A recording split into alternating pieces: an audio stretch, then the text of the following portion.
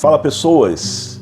Gente, se você é dos anos 80, dos anos 90, com certeza você ouviu aqui no Brasil a Xuxa falar do meio ambiente, cantar músicas falando da mãe natureza.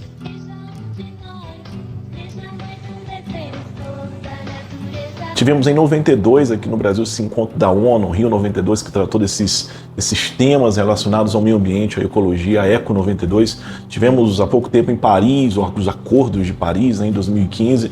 O mundo fala constantemente do meio ambiente, da natureza, da importância de preservar aquilo que é natural, aquilo que foi criado dessa forma, de respeitar até culturas indígenas, culturas que trazem ali tradições mais primitivas, de não deixar o Ocidente chegar nessas culturas. É necessário preservar. Se defende alimentos mais saudáveis, sem agrotóxico, países de primeiro mundo colocam políticas severas em relação aos produtos utilizados, à fabricação de produtos, à emissão de gases tóxicos, para o ambiente, em vista da saúde do homem, em vista do ambiente em si, em vista dos animais também. Tudo isso é maravilhoso. Assim, eu não estou entrando aqui no viés político disso, porque existe também, sabe que as pessoas se aproveitam disso para tudo, né? Precisamos sim manter o meio ambiente, preservar o meio ambiente.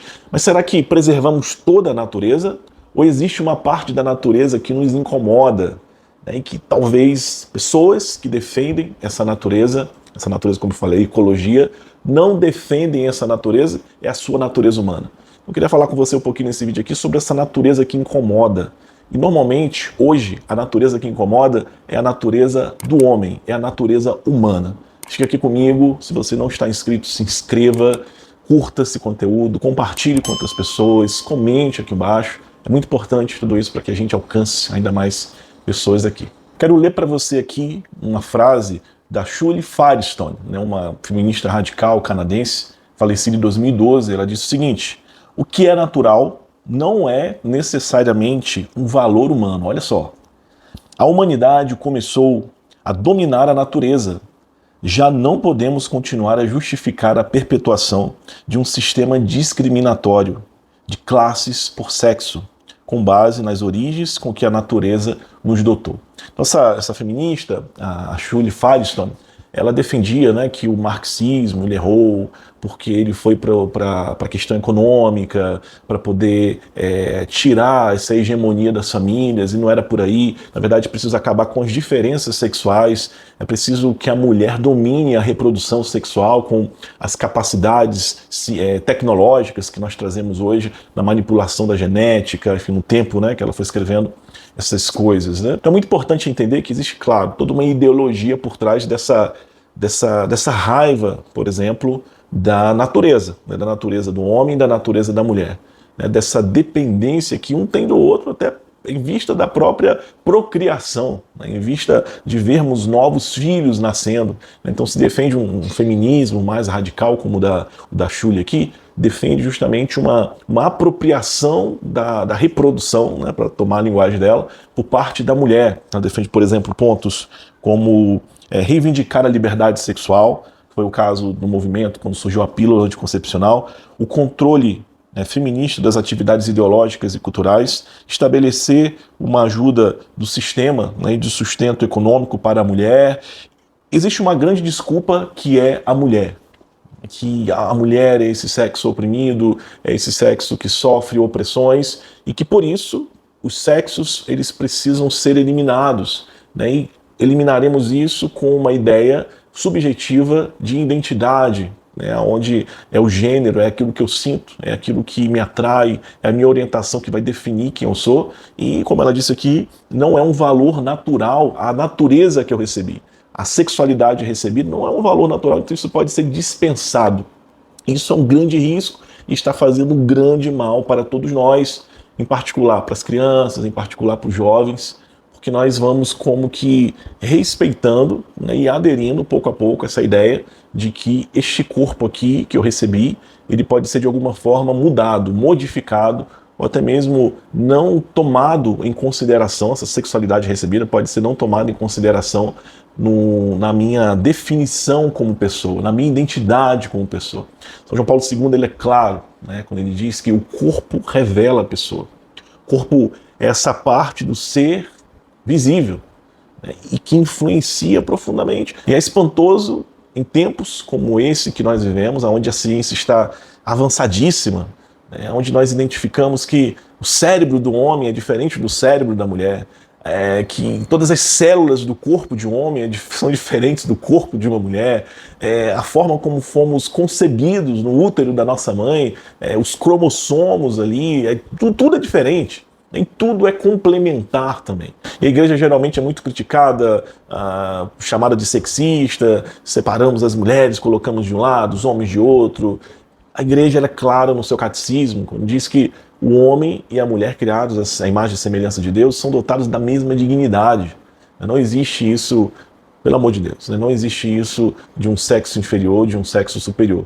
Isso existe na nossa fragilidade, na nossa concupiscência, isso existe na nossa forma de gerir os nossos relacionamentos. É claro que isso pode existir, mas não é uma visão nem bíblica, nem uma visão da doutrina católica, nem é o ideal que nós queremos perseguir. Vivemos em uma mesma dignidade com as nossas diferenças próprias, com as nossas diferenças complementares. Nós precisamos entender o seguinte: existe discriminação? Existe, claro que existe. Existe um olhar superior da parte de alguns homens para algumas mulheres, da parte de algumas mulheres para alguns homens? Claro que existe, como eu dizia, somos tendenciosos a isso porque queremos nos resguardar, queremos estar sempre por cima da cocada, né? Mas o problema não é a natureza. O problema não são as diferenças sexuais que o homem tem e que a mulher tem. Esse não é o problema. E, de alguma forma, a ideologia quer nos fazer crer que a natureza precisa ser dispensada, precisa ser, de alguma forma, descartada do nosso convívio, da nossa identidade como pessoas. O problema é que, pensando que a natureza é um problema e o problema está na natureza, nós somos remetidos a Deus, o Criador. Somos remetidos à nossa fé e começamos a, de alguma forma, desconfiar de Deus. E nossa, mas por que Deus me deu esse corpo se eu não me identifico com Ele?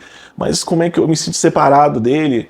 E nós começamos a querer estar independentes de Deus, a não querer mais depender de Deus, a não querer mais olhar para Deus com gratidão, até pela natureza recebida. Esse é um grande problema e isso tem feito mal a muitos corações, a muitas pessoas, tem feito mal à nossa sociedade em si. Precisamos ter atenção a isso, precisamos ter atenção ao mal que o desprezar a natureza humana, o abrir mão das diferenças sexuais estão causando no nosso relacionamento uns com os outros, homem e mulher, e no nosso relacionamento com o próprio Deus, com o próprio Criador. Um dos grandes males que isso tem causado são nos relacionamentos. Nós vamos desconfiando uns dos outros, as famílias vão perdendo ali a sua importância, as famílias estão cada vez mais líquidas, cada vez mais inconsistentes, estamos criando gerações de filhos frágeis afetivamente, frágeis ali, inseguros. E isso tudo porque os homens vão ficando com medo de viverem as suas diferenças próprias, as mulheres vão ficando com medo de viver as suas diferenças próprias e de viver essa complementariedade, e isso tem minado profundamente a sociedade humana, que é feita de famílias, que precisa ser feita de famílias, não tem outro caminho. O corpo é necessário, a natureza é necessária, recebemos uma natureza, precisamos dessa sexualidade para nos relacionarmos bem. A natureza não é o problema, a sua sexualidade não é o problema. O problema é no nosso interior, o problema é na forma como nós vemos o outro, o problema está num processo de conversão que nós não podemos mais adiar. Precisamos sim olhar o outro na sua verdade, na sua máxima integralidade, na sua autenticidade, nos seus valores reais e sair desse olhar falsificado, buscar deixar esse olhar falsificado que objetiza o outro e que vê o outro como inimigo, como aquele que quer me dominar, como aquele que quer me fazer mal. Isso não faz bem para a pessoa, isso fere a nossa natureza. Muito obrigado por ter ficado até aqui. Se você não está inscrito ainda, se inscreva, compartilhe, comente. Isso é muito importante e até o nosso próximo vídeo.